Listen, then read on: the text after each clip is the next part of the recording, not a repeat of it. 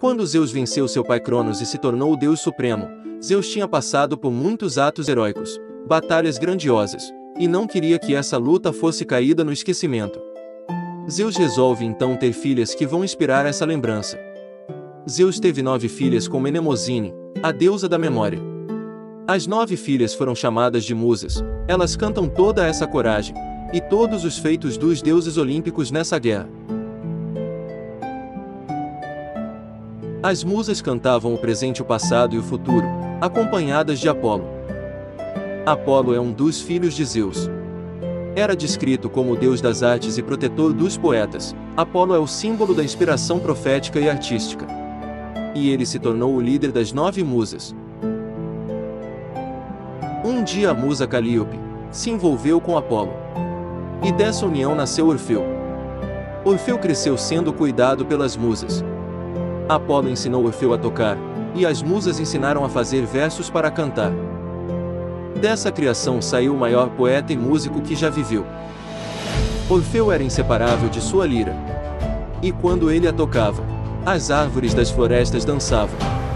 As antigas árvores da Grécia ainda se lembram dele, e permanecem congeladas na pose de sua última dança. Seu canto afastava as pessoas de sua natureza animal, e as aproximava de um mundo mais gentil. Bastava que Orfeu dedilhasse as cordas de sua lira, que era cercado de animais encantados e fascinados com o som de suas notas. E diz a lenda que inclusive os deuses se debruçavam no Olimpo, para escutar melhor a sua melodia. Os pássaros paravam de cantar, e as estrelas se apagavam em meio a essa doce embriaguez. Mas foi ao conhecer Eurídice que Orfeu trilhou o seu destino. Orfeu se encantou tanto com ela que logo a pediu em casamento. E Eurídice aceitou. O tempo passou, Orfeu e Eurídice viveram um intenso amor. Até o dia que acontece uma tragédia. Era um dia de primavera. O céu estava com um tom de azul perfeito. Orfeu, inspirado, escrevia um poema na sombra de uma árvore. Perto dali as musas dançavam no bosque, alegres e despreocupadas. Eurídice se afastou atraída por um córrego que levava ao vale do rio Pineios. E lá estava Aristeu, que se apaixonou imediatamente por Eurídice. Mas ela recusa seu amor. Aristeu então a persegue. Eurídice fugiu, correu pela grama alta, e acabou tropeçando e pisando em uma cobra venenosa, a qual deu o bote e a picou. Eurídice morreu, e ela foi levada ao reino dos mortos. Orfeu, que até então era um homem feliz com suas músicas que alegravam o mundo, caiu em profunda tristeza por perder sua amada. Orfeu tocou canções tão tristes e melancólicas que o mundo todo entristeceu. Mas Orfeu cansou de chorar e agiu. Se a morte havia roubado Eurídice de Orfeu, Orfeu iria roubar Eurídice da morte. E como nada mais fazia sentido para ele, Orfeu ousou fazer o que nenhum mortal tinha feito antes: descer ao submundo, o lugar de onde ninguém havia retornado.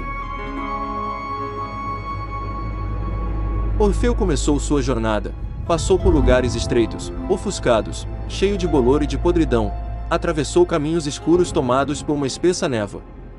Para chegar ao mundo das trevas, nos domínios de Hades é preciso atravessar 5 rios. Orfeu se aventurou pelo rio Estige. O rio Estige nasce em uma caverna nas proximidades da entrada do reino de Hades e deságua no Tártaro. Cócito é um pequeno rio, que nasce no Estige, é conhecido como o Rio das Lamentações. Os mortos que não eram sepultados deveriam vagar por 100 anos às margens do rio Cócito antes de serem julgados. Cócito, na outra extremidade, une-se ao Flegetonte. Rio Flegetonte é um rio de fogo. É o local onde são castigados alguns pecadores inescrupulosos, suas águas vermelhas são compostas de sangue. Lete é o rio do esquecimento e segue rumo ao submundo. De acordo com a lenda, quem banha-se ou bebe das águas do rio Lete tem sua memória apagada. E por fim Orfeu chega aos pântanos do rio Aqueronte. No rio Aqueronte, em seu leito fica Caronte, o barqueiro encarregado de atravessar as almas até o tribunal dos juízes. Os juízes foram escolhidos por Zeus e Hades. Eaco é descrito como um homem piedoso, sábio e justo. Radamanto é descrito como um homem íntegro e severo.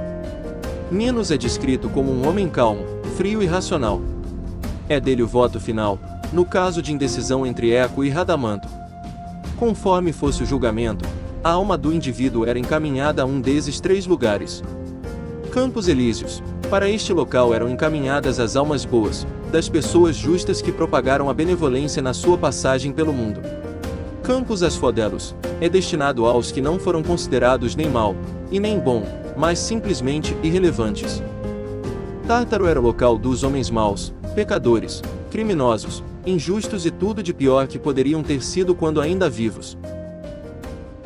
Orfeu chega com sua lira e começa a tocar e entoar um canto tão lindo e perfeito, que Cérbero hipnotizado se torna manso. Caronte, sem entender nada, deixou Orfeu passar. Orfeu caminhou ainda mais. Orfeu é um guerreiro motivado pelo amor.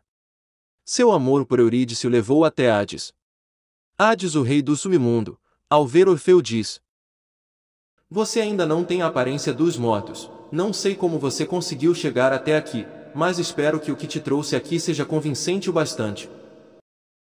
Frente a frente com Hades e Perséfone, Orfeu se curvou e novamente começou a tocar e cantar, e contou sua história em música. Ele disse que a vida de Eurídice foi tirada pelo veneno de uma cobra, e que ela merecia viver um pouco mais, quando fosse a hora certa tudo bem, mas morrer dessa forma não era certo, e que se isso fosse negado Orfeu não queria mais regressar ao mundo. Dizem que foi a música mais triste do mundo, capaz de fazer até o Senhor das Trevas se emocionar. Quando escutaram o triste lamento de Orfeu, as Danáides pararam de tentar encher de água o seu tonel sem fundo.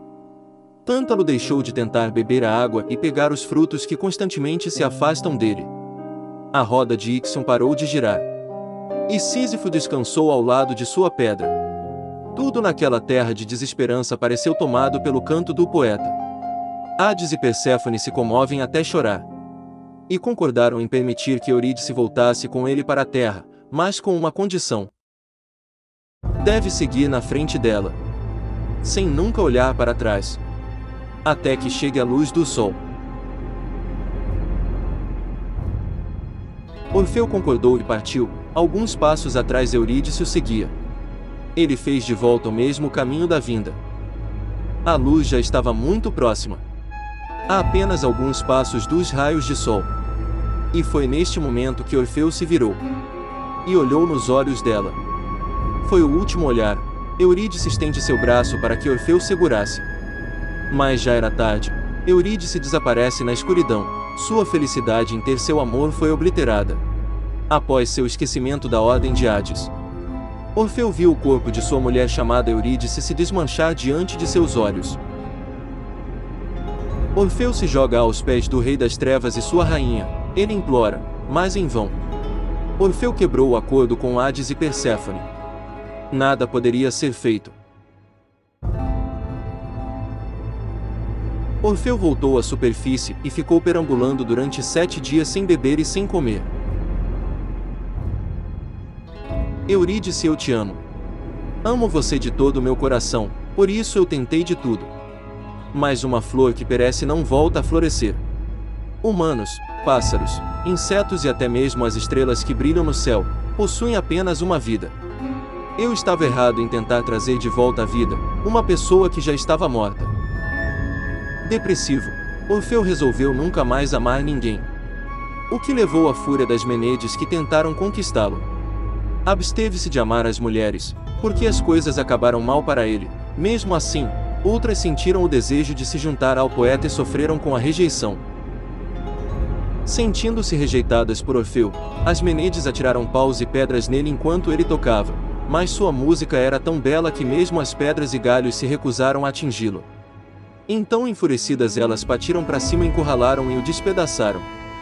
Sua cabeça foi cortada e jogada no rio com sua lira. Seu corpo depois foi reunido pelas musas e o enterraram próximo ao Monte Olimpo. A lira de Orfeu foi entregue a Zeus pelas musas.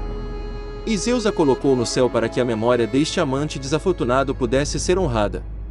Do instrumento de Orfeu, nasceu a constelação de Lira. Dizem que sua música de amor pode ser ouvida, se você olhar atentamente para suas estrelas nas noites de verão.